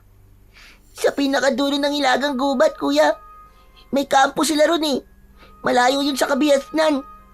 Kahit anong sigaw mo, walang makakarinig sa'yo. Pero, paano ka nakatakas? Tinulungan ako ng mga kasama ko ron dahil ako raw ang pinakabata at pinakamabilis sa tumakbo. Akala ko mahahabol na nila ako eh. Ayoko maging pagkain nila. Natatakot ako, kuya. Mabuti na lang talaga dumating ka eh. Pero, anong ginagawa mo ba dito sa gubat? Ano pa nga ba? E di hinahanap kita. Nakita ko kasi ang espiritu mo eh. Kuya, tulungan natin yung mga taong nandun. Kawawa sila. May mga pamilya sila naghihintay sa kanila. Yung mga pulis. Totoo, kuya, nagpapaggaplan silang mga pulis. Madami sila dun. Parang isang buong baryo ng mga aswang. Yung mga inuhuli nilang mga drogista kuno, kinakarni nila at pinagsasalu-saluan kapag gabi. Nagsimula ng maglakad ang 2 papunta sa hilagang gubat na sinabi ni Chris. Tahimik ang buong paligid. Tanging mga huni lang ng ibon at kaluslos ng mga dahon ang kanilang naririnig. Ramdam ng binata ang kakaibang enerhiya sa lugar. Habang papalapit sila sa kampo, tinapik ni Edwin si Chris at sumenyas na dahan-dahan silang lalapit. Nagtago sila sa likod ng isang makapal na halaman at sumilip. Doon nila nakita ang nakaririmarim na tanawin. May mga tao na nakatali sa puno, sugatan at halos wala ng malay. Ang ilan ay patay na at ang kanilang mga katawan ay gutay-gutay. Halatang pinagpiestahan ng mga halimaw. Nasa gitna naman ng kampo ang isang malaking tulyasi na may nilulutong lamang loob ng tao. At ang amoy ay halos magpasuka kay Chris. Yak! Nakita mo na, kuya? Di ba tama at sinabi ko sa'yo? Mga demonyo talaga sila. Kailangan may gawin tayo bago pa nila tuluyang katayin ng mga natitira pang buhay. Doon sa kubong yun, kuya. Madami pa silang biyag doon. Nandun din yung mga pulis na ginagaya nila. Nagmasid si Edwin sa paligid. May 3 anino na mga bantay na naglalakad paikot sa kampo. Sa araw, mahina ang mga aswang, pero hindi ibig sabihin ay hindi sila delikado. Kailangan nilang kumilos ng maingat. Chris, dito ka lang ha. Huwag kang lalabas dito hanggat hindi ko sinasabi. Naiintindihan mo? Oo, kuya. Dahan-dahang lumabas si Edwin mula sa kanyang pinagtataguan. Mabilis siyang sumugod sa unang bantay. Hinagisan niya ito ng bato upang makuha ang atensyon nito. Nang lumapit ang aswang upang siyasatin ang pinagmulan ng ingay, biglang sinunggaban ito ni Edwin mula sa likod at tinakpan ang bibig nito bago pinilipit ang liig. Bumagsak ang lalaki nang walang ingay. Ang pangalawang bantay naman ay nakatalikod at mukhang inaantok. Sinamantala ito ni Edwin. Lumapit ng dahan-dahan at hinatak ito, sabay suntok sa liig. Nawalan ito ng buhay kagad. Pero bago pa niya matumbok ang pangatlong bantay, isang malakas na kaluskos ang narinig niya mula sa kanyang likuran. Napalingon siya at nakita si Chris na nadulas at nahulog sa mga tuyong sanga. Kuya! Chris! Anak ng putya, bakit ka sumunod? Biglang nagkagulo sa kampo. Narinig ni Edwin ang isang malakas na singasing. Senyales na nagising na ang mga halimaw. Mabilis siyang tumakbo pabalik kay Chris. Pero bago pa niya ito maabot, 3 malalaking lalaki ang lumabas sa kubo. Ngumisi ang isa sa mga ito habang unti-unting nagbabago ng anyo. Lumalaki ang katawan at nagkakaroon ng matatalim na kuko. Naging makapal din ang kanilang balat na parang sa isang bayawak. Binunot ni Edwin ang kanyang itak na dating pagmamay-ari ng kanyang yumaong ama. Handa siyang makipaglaban, 1 laban sa 3, para sa buhay ng mga inosenteng tao mula sa kampo ng mga halimaw. Chris, gawin mo lahat para mapalaya mo yung mga biyag. Ako nang bahala sa mga demonyong to. Gawin yun lahat para makatakas kayo. Naiintindihan mo, Chris? Agad na sumugod ang mga aswang, subalit bigo sila dahil bawat salakay ay naiiwasan lang sila ni Edwin. Mabilis at malakas ang binata, kasing lakas ito ng isang dambuhalang oso. Di nagtagal ay may mga abwak na lumapit pa at agad na nagsisugod, ngunit dahil na rin sa bilis ng binata, isa sa mga yon ang malakas niyang sinipa sa dibdib. Lumipad ang aswang pabalik sa pinanggalingan nito, pasadsad sa lupa at tumama sa isang malaking puno. Nabali pa ang katawan nito sa lakas ng impact. Isa pang aswang ang sumubok na umatake mula sa likuran, pero napansin ito ni Edwin sa gilid ng kanyang mata. Umiwas siya sa huling segundo at mabilis na ginamit ang kanyang matalas na itak. Isang mabilis at malalim na hiwa ang tumama sa leeg ng halimaw. Napatili ito bago tuluyang bumagsak, nangisay sa lupa at wala ng buhay. Samantala, si Chris ay gumapang naman papunta sa mga bihag. Mabilis naman niyang nabuksan ang kubo. At nang magawa niya yon, isa-isa niya silang pinakawalan. Habang abala si Edwin sa pakikipaglaban sa mga aswang, abala naman ang mga pulis sa pagpapalaya sa iba pang bihag. Nang makalag ang mga tali, agad na nagtakbuhan ang mga tao upang makatakas. Lumabas din si Chris upang igiya sila patungo sa ligtas na daanan pauwi sa baryo. Samantala, nagpaiwan naman ang mga tunay na pulis na ginagaya ng mga abwak. Hindi nila kayang panoorin lang si Edwin na mag-isang lumaban sa mga halimaw. Siya ang nagligtas sa kanila, kaya nararapat lamang na tulungan nila ang binata. Agad silang naghanap ng anuman sandatang maaaring magamit. Kinuha nila ang mga itak ng mga aswang, habang ang iba naman ay humawak ng malalaking kahoy. Kapag may bumabagsak na aswang, agad nila itong pinagtutulungan hanggang sa matiyak na wala na itong buhay. Sa matindi at madugong labanan na yon, mahigit 20 aswang ang kanilang napatay. Ang ilan sa mga natira ay tumakbo upang tumakas. Hindi na hinabol pa ni Edwin at ng mga pulis ang mga ito. Mahalaga sa kanila ay nailigtas nila ang buhay ng mga bihag. Nang makauwi na sila sa kanilang baryo, nagulantang ang mga tao sa dala nilang balita, pero agad ding nagbunyi ng parangalan ng mga pulis si Edwin bilang isang bayani. Humingi rin ng dispensa ang kapulisan sa ginawa ng mga peking pulis na mga abwak pala na kumitil ng mga buhay ng mga residente sa baryo.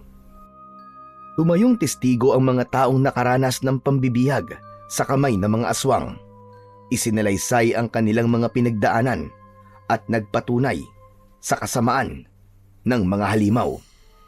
Dahil sa pangyayari, nagkaisa ang mga kalalakihan sa baryo upang palakasin ang seguridad ng kanilang lugar.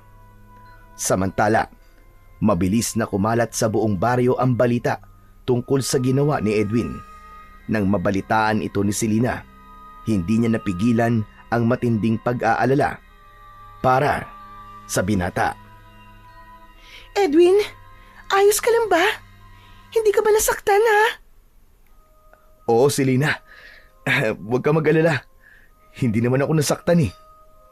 Mabuti naman kung ganon. Nag-alala ako sa'yo ng sobra nung nabalitaan ko ang nangyari mula kay Chris. Ibig bang sabihin ng pag-aalala mo takot kang mawala ako? Kahit sino naman mag-aalala sa'yo eh. Di ba, Mang Eli? Ha? Oo. Nasali pa tuloy ako sa lambingan nyo. Makaalis na nga at magre-repack pa ako ng mga uling. Ay nako, ang kabataan talaga ngayon. Ay, aminin mo na kasi ate. Takot kang mawala sa'yo si Kuya Edwin. Pero huwag kang mag-alala dahil masamang damo yan. Matagal mamatay yan. Tumigil ka dyan, Chris ha. Pasmado na naman ang bunganga mo eh. Ate, sagutin mo na lang kasi yan si Kuya Edwin. Oo nga naman. Baka pwedeng sagutin mo na ako, Selena. Alam mo, Edwin, matagal ko nang alam na totoong nararamdaman mo para sa akin. Pero gusto kong siguraduhin na seryoso kan talaga. At sa lahat ng ginawa mo, napatunayan kong ikaw ang tipo ng taong hindi lang matapang, kundi may mabuting puso. Ibig sabihin ba niyan Oo, Edwin. Sinasagot na kita. Yes! Ayos! Sa wakas, sinagot na ako ni Selena! Thank you, Lord! Uy, ang saya-saya. Sa wakas, sinagot ka lang ni Ate Selena. Salamat, Selena ha. Hindi mo alam kung gaano ako kasaya ngayon. Basta, Edwin, ha? Huwag kang magbabago. Ipangako mo yan. Oo, pangako. Iingatan kita. Katulad ng pag-iingat ko sa mga taong mahalaga sa akin. Masaya ang mga sumunod na mga araw para kina Edwin at Selena. Sa wakas, nagkaroon ng katahimikan ang kanilang baryo matapos ang matinding laban sa mga aswang. Pero hindi nagtagal ang kanilang kapayapaan dahil isang gabi, bigla na lang sumugod ang mga aswang. Agad na nagkagulo. Marami ang nasaktan at namatay dahil tila hindi nakapaghanda ang mga tao. Naging kampante sila sa ilang gabing tahimik ang baryo. Sa pagkakataong ito, hindi na patago ang mga halimaw. Lantaran na silang sumugod sa baryo. Naghahasik ng lagim at walang takot na kumakain ng tao. Halos gabi-gabi may nadaragdagan sa listahan ng mga biktima at kahit anong paghahanap ni Edwin, hindi niya mahuli ang mga salarin. Tanging mga bangkay na lang ang kanilang natatagpuan tuwing umaga. Habang abala siya sa ginagawang pag-aasikaso sa mga napatay ng aswang, biglang lumapit sa kanya si Tekla. Hay, salamat. Mabuti naman at na-corner din kita, no? Tekla, bakit ba? May problema na naman ba tayo? Anong problema sinasabi mo? May utang ka pa sa akin di mo pa nababayaran, ha? Hindi mo ko sinipot. Pambihira ka naman oh. Hindi mo nabalitaan? Busy ako kakahunting sa mga aswang. Hindi. Malay ko ba dyan? Naku, imposible namang wala ka na balitaan, kuya. Ikaw pa naman ang number 1 na marites dito sa lugar natin. Hoy, tigil-tigilan mo ang kutong lupa ka, ha? Hindi ako marites. Tsaka anong kuyang sinasabi mo? Hindi ako lalaki. Girl ako. Lo, girl daw oh. Tumigil ka na dyan, ha? Kukurutin na kita. Tsaka, hindi naman ako lumapit dito para maningil agad-agad, no? Gusto ko lang naman kayong imbitahan sa birthday ko. Kailan ba yun? Mamayang hapon. Punta kayo, ha? Abay, syempre naman. Pupunta kami. Kainan yun eh. Ikaw talaga oh. Basta handaan. Mabilis ka. O basta, alam nyo na ngayon, imbitado kayo sa birthday ko. Asahan ko kayo, ha? Lalo ka na, Papa Edwin. Babu! Pagdating ng hapon, sabay na nagpunta si Edwin at Chris sa bahay ni Tekla. Isinama na rin ng binata si Selena at hindi naman yun inaasahan ni Tekla. Happy birthday sa'yo, ate. Teka, Edwin. Sino siya? Nobya ko, si Selena. Ano? Taken ka na? Ilang araw pa lang naman eh. Ganun ba? Naku, hindi mo naman sinabi na may dadalhin ka palang ibang kasama. Edwin, uuwi na lang ako. Kayo na lang ni Chris ang pumasok. Teka. Sasama kami sa pag-uwi kung hindi ka tutuloy. Pero, Oo na, sige na, wag ka lang umeksena. Pumasok na kayo. Nandito ka na eh. Salamat, Kuya Tekla. Naka-false eyelashes, naka-dress na mint green, kuya ang tawag mo? Sipain kaya kita dyan. Pasmadong bibig ng batang ito. Hindi kita pakainin dyan eh. Pasalamat ka lang dito si Papa Edwin. O sige na, kumain na kayo habang mainit pa ang pagkain. Pumasok si Edwin, si Lina at Chris sa loob ng bahay ni Tekla. Nasa mesa na ang maraming putahe, inihaw na manok, adobong baboy, pansit at iba't ibang kakanin. Agad na kumuha si Chris ng plato at nagsimulang kumain ng buong gana. Ayos!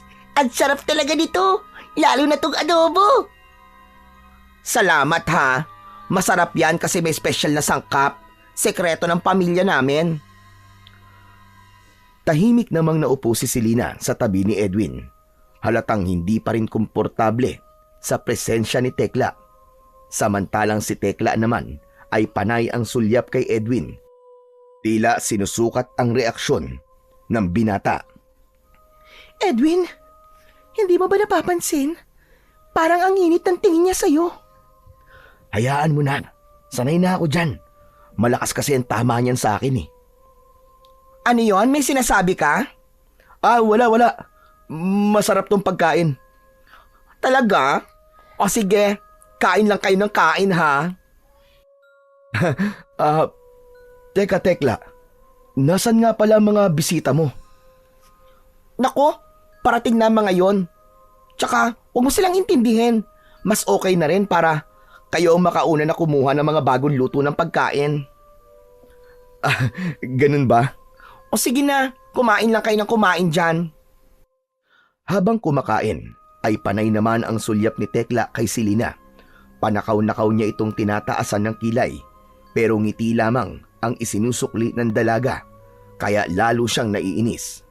Hindi nagtagal, ay dumating na nga ang mga bisita ni Tekla. Karamihan ay mga kilala ni Edwin, kaya napasarap sila ng kwentuhan at inuman. Pansamantalang itinabi ni Edwin ang tungkol sa mga aswang at hinayaang magsaya ang sarili sa gabing yon. Habang si Selena ay pumunta sa likuran upang maghanap ng banyo, agad niyang natuntun ito at nagmamadaling pumasok dahil ihing-ihi na siya. Nang matapos siya ay lalabas na sana pero nakalak ang pinto. Kahit na anong ikot niya ay ayaw nitong bumukas. May tao ba riyan? Pakibuksan naman oh! Nalak ako dito sa loob! Halos mapaos na si Selena sa kakasigaw para humingi ng tulong, pero tila walang nakakarinig sa kanya. Ano ba? Palabasin niyo ako dito! Tulong! Nalak ako dito sa loob ng CR! Tumigil si Selena at sumandal na lamang sa pader. Maghihintay na lamang siya na may taong magpupunta sa banyo. Ilang minuto lang ay bumukas ang pinto, kaya kagad lumapit si Selena. Pagkabukas ay bumungad ang malditang pagmumuka ni Tekla. Nakahalukip-kip at nakataas ang kilay. Bakit mo ako ikinulong dito? Wala naman akong kasalanan sa iyo ah! Anong wala? Meron. Malaki ang kasalanan mo sa akin, no? Pero, ngayon lang tayo nagkita. Paano ako nagkasala sa'yo? Dahil inagaw mo sa akin ang Edwin ko. Yun ang kasalanan mo. Hindi ko siya inagaw sa'yo. Wala rin naman ako nabalitaan na may iba siyang kasintahan. Ikaw lang naman yata nag-a-assume na pag-aari mo siya, ate. Walang sa'yo. Akin lang si Edwin. Pero huwag ka mag-alala. Hindi ko isusumbong kay Edwin ang ginawa mo sa akin. Basta, pakawalan mo na ako dito. Ha? Akala mo ba? Basta-basta na lang kitang pakakawalan? Hindi mo naiintindihan, Selena. Matagal ko lang mahal si Edwin. Tapos bigla ka na lang susulpot dito at aangkinin siya? Ate Tekla, hindi mo kailangan gawin to. Kung mahal mo talaga si Edwin, bakit mo siya pipilitin? Hindi mo ba naiintindihan na hindi mo siya mapipilit na mahalin ka kung hindi ka niya talaga gusto? Teka, saan ka pupunta? Hindi pa ako tapos sa'yo, no? Aray! Bitiwan mo ang braso ko! Eh, paano kung ayaw ko? Sisigaw ako! Subukan mo! Tekla! Pambira ka! Ano ginagawa mo? Bitiwan mo si Selena! Marahas na hinawakan ni Edwin ang braso ni Tekla at itinulak ito palayo. Nakakunot ang noo niya at matalim ang tingin sa bakla. Ikaw pa mismo nagpumilit na papasukin kami rito. Hindi ko alam na may masama ka palang binabala kay Selena. Sana pala, hindi na lang kami tumuloy. Teka, Edwin, hindi. Mali ka lang iniisip mo. Anong mali? Nagmamaang-maangan ka pa ngayon, kitang-kita na nga. Salamat na lang sa imbitasyon mo, ha. Pero ito na ang huling beses na magkakausap tayong dalawa. Dahil simula ngayon, wag ka na makalapit-lapit o makikipag-usap sa akin. Tara na, Selena. Nag-aalangan man, sumunod ang dalaga kay Edwin, pero hindi niya maiwasang mapatingin sa batok ni Tekla. May kung anong kakaiba sa balat nito. Teka! Ano yung nasa batok mo, Tekla? Ha? Ano ba pakialam mo? Kung ano-ano nakikita mo? Totoo ba yan? Paki mo ba dito? Tahimik na lumayo ang dalawa. Iniwan si Tekla na nasa tapat ng banyo. Agad nilang tinawag si Chris na hindi pa tapos kumain. Halika na, Chris. Aalis na tayo. Ha? Bakit? Sayang naman itong mga pagkain, oh. Bahala ka na nga riyan. Basta uuwi na kami ni Selena. Hoy, teka lang, Kuya Edwin. Hintayin niyo ako. Sandali. Habang naglalakad sina Edwin sa madilim na daan, biglang may narinig silang kaluskos mula sa ilalim ng lupa. Napahinto sila at nagmasid. Tila may kung anong gumagapang sa ilalim ng lupa. Mabilis ito. Kuya, nararamdaman niyo ba yun? Ano yun? Bago pa makasagot ang binata, ay biglang umumbok ang lupa sa kanilang harapan. Nabitak ang lupa at may isang higanting bayawak ang lumitaw. Edwin! May halimaw! Chris, dumistansya ka! Humawa ka sa akin, Selena. Diyan ka lang sa likod ko. Kuya, ano gagawin natin? Kung akala mo matatakot mo kami, nagkakamali ka, halimaw! Mabilis na inatake ito ni Edwin, pero mabilis itong nakailag. Tumalon ito sa gilid at nanlilisik ang mga matang nakatutok kina Chris at Selena. Lumabas ang mahaba nitong dila at matutulis na mga pangil. Sumugod ang abwak at sa bilis nito, naabot nito si Selena. Nag-iwan ng malalim na sugat sa kanyang braso. Dahil sa nangyari, labis na nagalit si Edwin. Kaya pumulot siya ng malaking bato at buong puwersa niyang binato ang aswang. Napahiyaw ito sa sakit. Hindi na hinintay ni Edwin na makabangon ang halimaw. Agad niya itong sinugod at inundayan ng sunod-sunod na suntok. Pero natigilan siya nang marinig niya ang malakas na sigaw ni Chris. Kuya Edwin! Si ate! Agad na nakapulot si Edwin ng may kalakihang sanga ng kahoy na may matulis na dulo at nasaksak niya sa tagiliran ang aswang. Saka mabilis na tumakbo si Edwin papunta sa kinaroroonan ng dalawa. Selena! Selena! Takot yata sa dugo si ate Selena, kaya hinimatay. Tara na, kailangan natin magamot ng mga sugat niya. Hala, nakatakbo ang aswang, kuya! Nakatakas! Hayaan mo na siya. Nasaksak ko siya sa tagiliran. Hindi na magtatagal yon. Ang mahalaga ngayon ay magamot natin si Selena.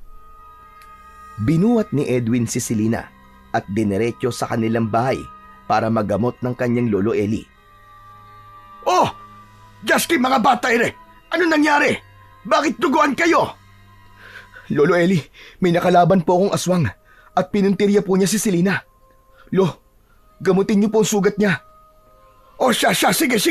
Ihiga mo muna dito sa upuan at kukunin ko lang ang panlinis at panggamot ko niyan.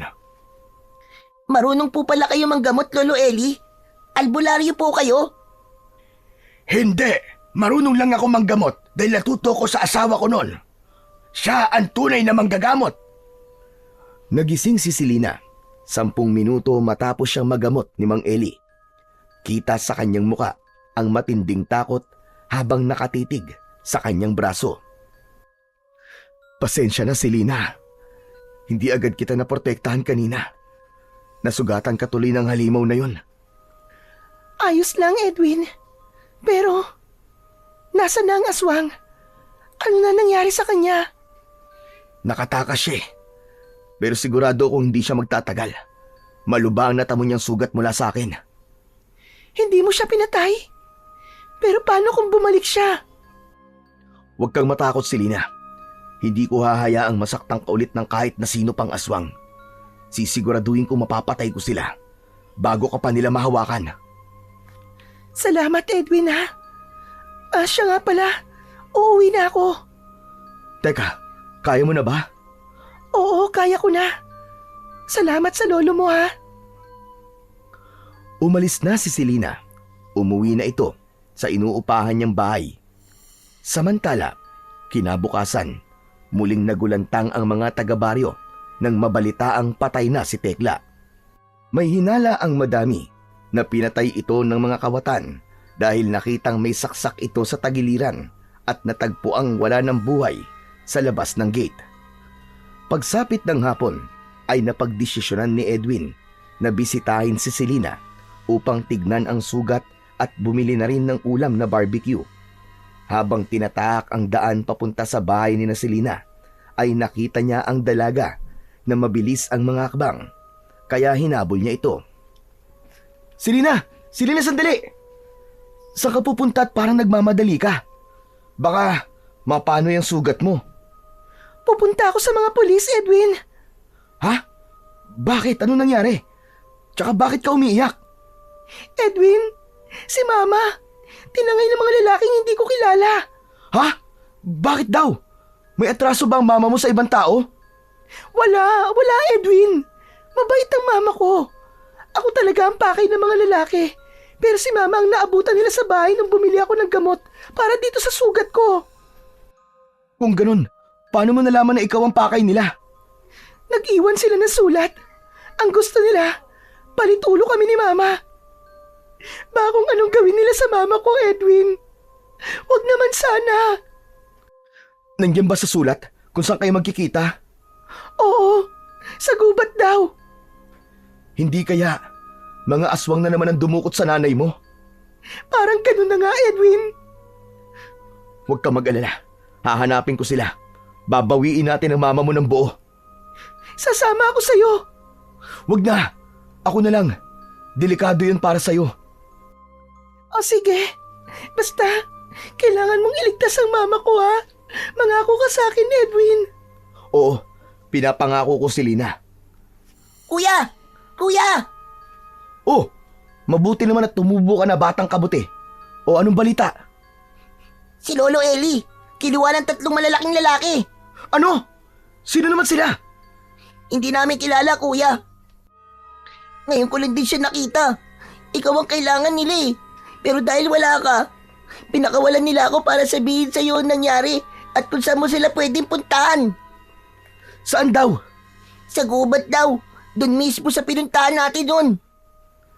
Posible kayang iisa lang ang may kagagawa nito, Edwin? Tama ka si Lina, posible nga. Gumaganti sila dahil sa huling sagupaan namin. Anong gagawin natin? Ako ang habol nila. Kaya ako rin ang kailangang humarap sa kanila. Pero Edwin, Wala na tayong pagpipilian si Lina. Kailangan ko silang iligtas. Si Lolo, siya na lang ang natitira kong pamilya. Hindi ko hahayaang pati siya ay mawawala sa akin. sige, sasamahan na kita. Hindi nga pwede si Lina. Baka mapahamak ka lang dun. Hindi ko rin kaya kung mawawala ka sa akin. Sige na, Edwin. Hindi ako mapapalagay hanggat nandito lang ako sa bahay. Payagan mo na ako.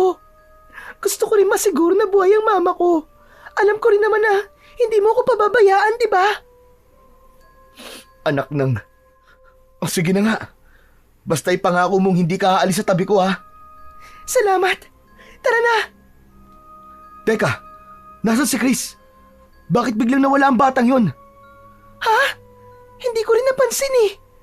Abat, talaga palang kabuti siya, no? Pasulpot-sulpot lang. Mas mabuti ngang wala siya. Tara na. Hindi na ba tayo tatawag ng pulis? Wag na. Ayoko may ibang madadamay. Ako lang naman ang kailangan nila eh. Pero mas mabuti may mga pulis, Edwin. Mas ligtas tayo kung may backup. Selena, wag mo mamalitin tong kasintahan mo. Kasing tigas yata ito ng bato. Yan ka na naman eh. Inaatake ka na naman ang pagkahambog mo eh. Totoo yun. Tsaka wag ka mag-alala. Ililigtas natin sila. Naglakad na sila at pagkaraan ng ilang oras, narating na nila ang loob ng gubat. Naging mapagmatsyag si Edwin dahil ramdam niya ang presensya ng mga aswang. Edwin, bakit ang tahimik?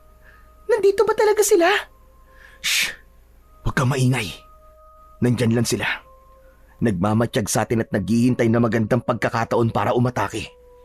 Dito ka lang ha. Diyan ka lang sa likod ko. Huwag kang bibitaw sa akin. Oo, Edwin.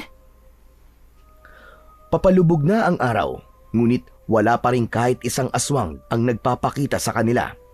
Alam ni Edwin na mas nagiging mabagsik ang mga halimaw sa gabi, kaya inihanda niya ang sarili para sa hindi maiiwasang labanan.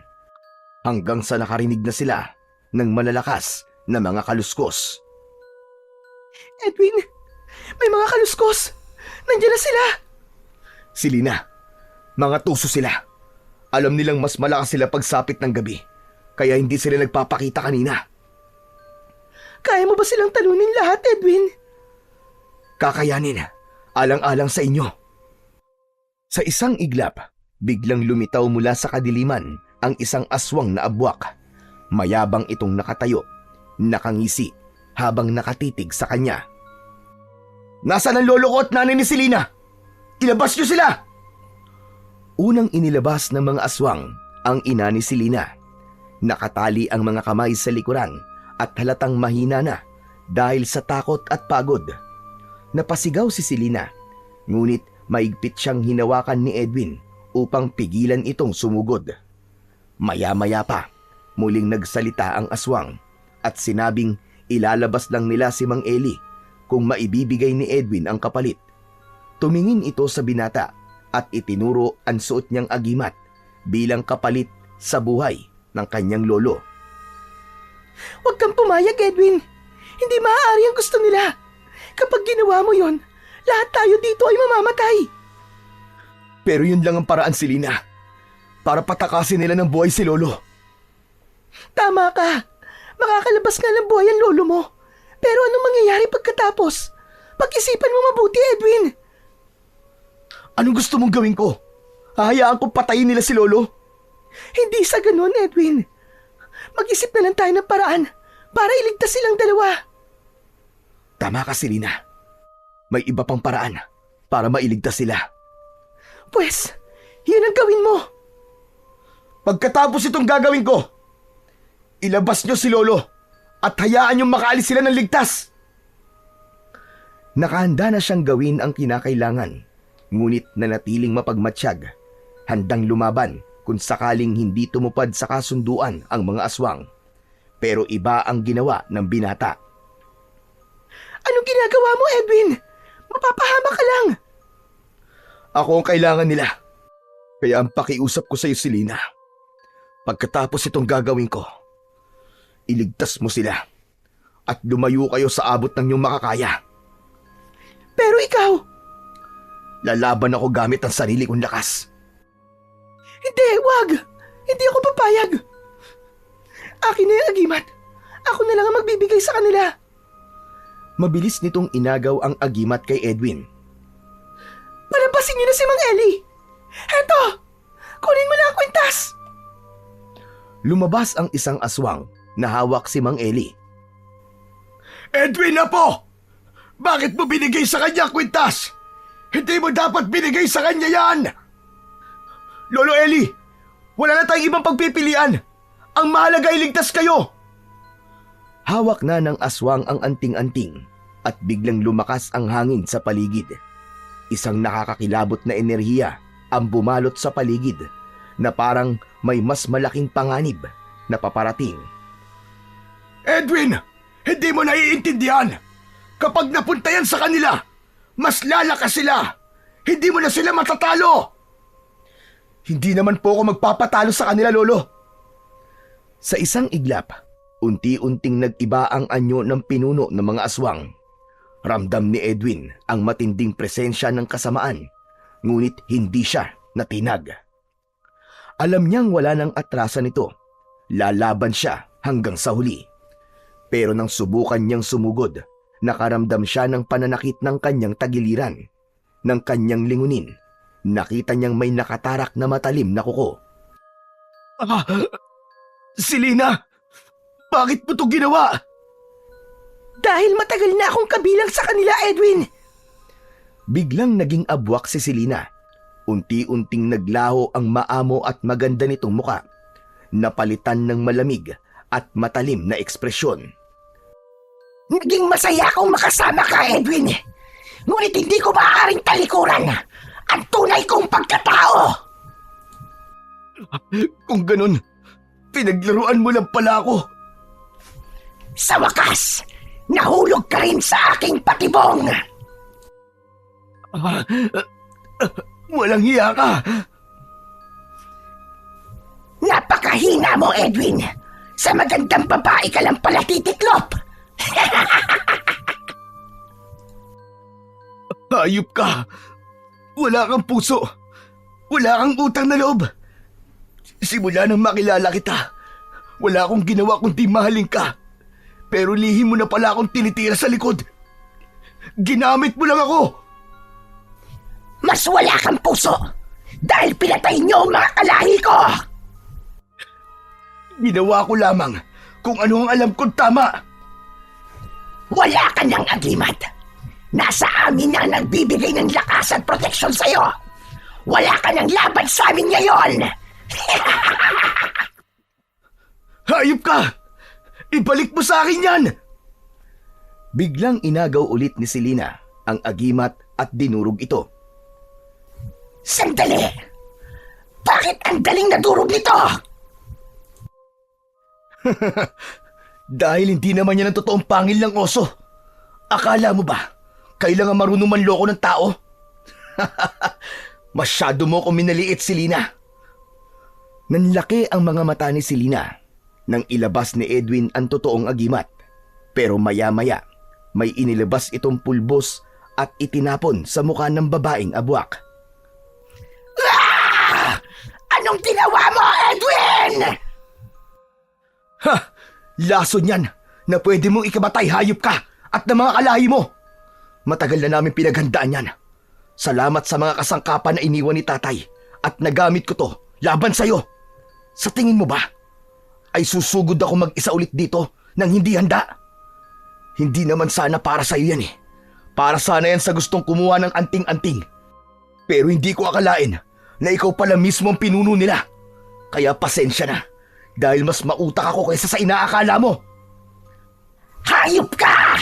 Pinaniwala mo ko! Patas lang tayo, Selena. Dahil pinaniwala mo rin akong totoo ka at mahal mo ko.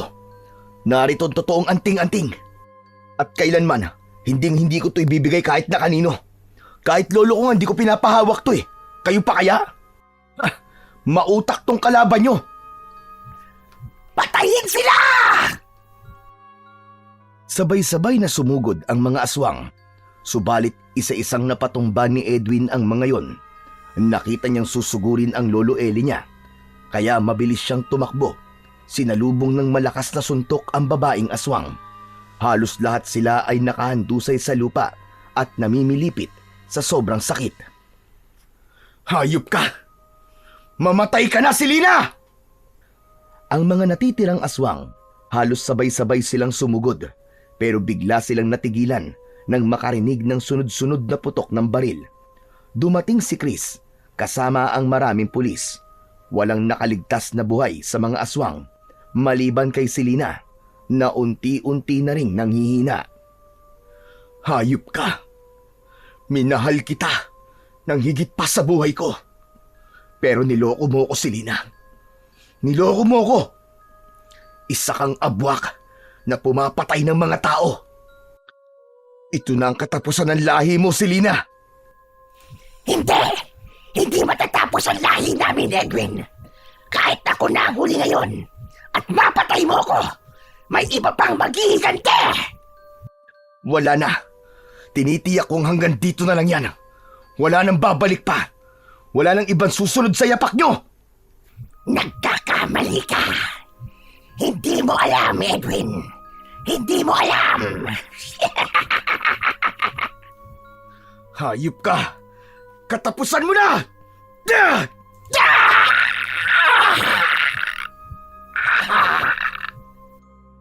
Sa huling oras ng kanyang buhay, isang nakakakilabot pa rin ng ngiti ang gumuhit sa labi ni Selena bago siya tuluyang namatay.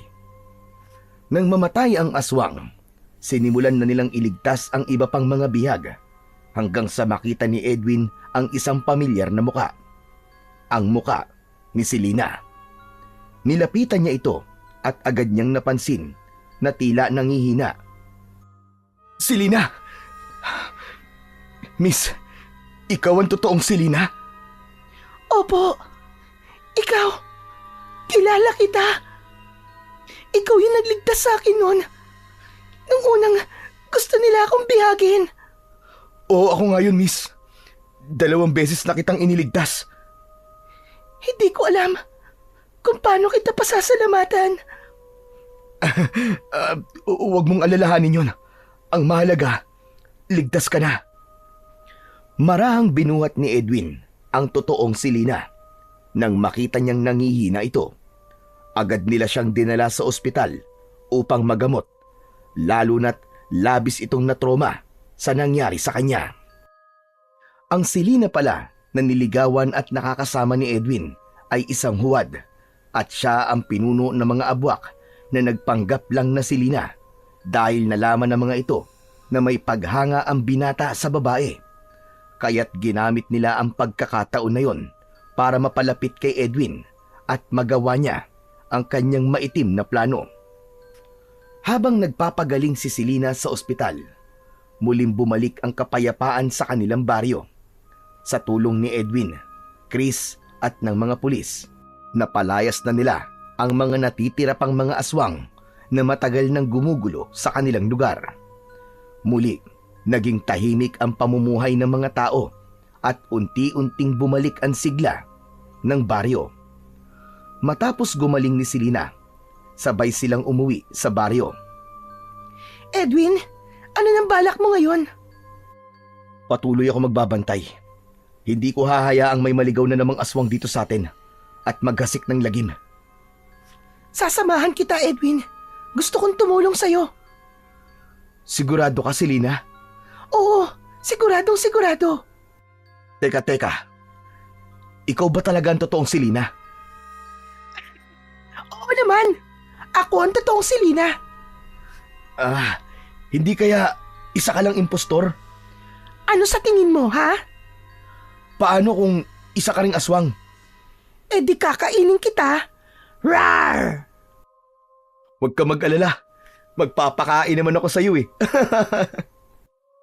Sabay silang nagtawanan at sabay na nagkatitigan. Sa kabila ng lahat ng kanilang pinagdaanan, sa wakas, natapos na rin ang laban nila sa mga abwak. Ngunit higit pa roon, isang bagong pag-ibig ang namuo, matibay at walang halong panlilinlang.